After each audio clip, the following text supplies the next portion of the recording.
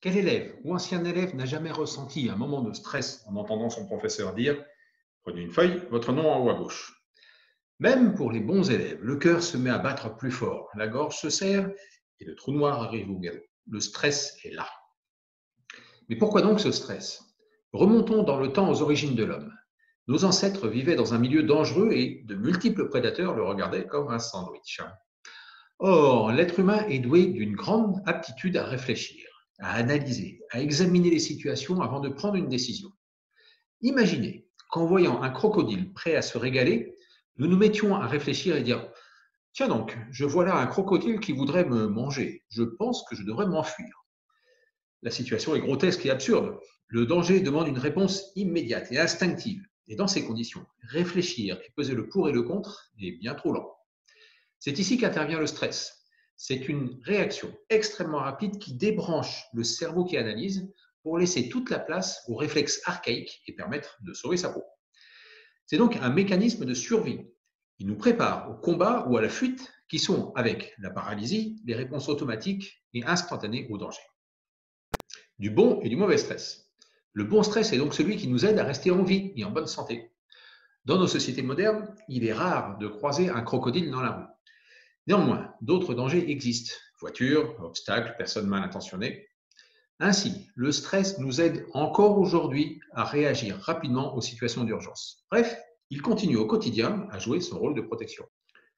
Mais comme en tout, l'excès devient nuisible. De nombreuses expériences montrent qu'un stress répété et puissant, voire quasi permanent dans certains cas, devient nuisible et crée de graves problèmes physiques et psychologiques.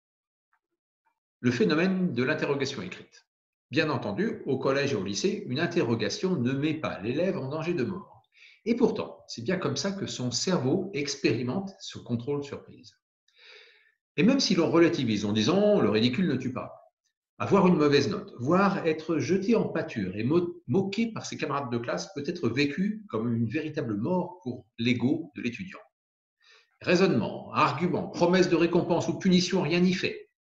En fait, nous ne sommes pas sur le même niveau. Nous discutons avec notre intelligence et l'élève s'exprime par des réflexes archaïques émotionnels les plus anciens qui viennent masquer ces processus de la pensée rationnelle. Alors que faire? Comme nous ne pouvons pas facilement discuter avec notre générateur interne de stress, il va falloir le contourner. C'est en fait beaucoup plus simple qu'il n'y paraît. Nous n'avons en réalité que deux possibilités. L'élève maîtrise son sujet ou bien il ne le maîtrise pas. Notez bien que je parle ici de maîtriser et pas seulement de connaître le sujet.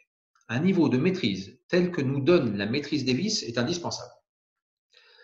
Si l'élève maîtrise, alors pourquoi stresser? Seul un stress positif est utile, celui qui nous pousse à faire de notre mieux en utilisant au maximum nos capacités.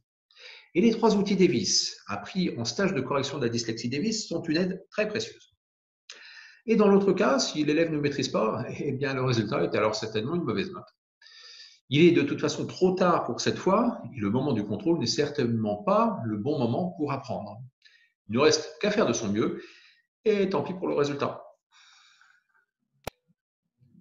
En résumé, pour paraphraser Jean de La Fontaine, rien ne sert de stresser, il faut maîtriser à point.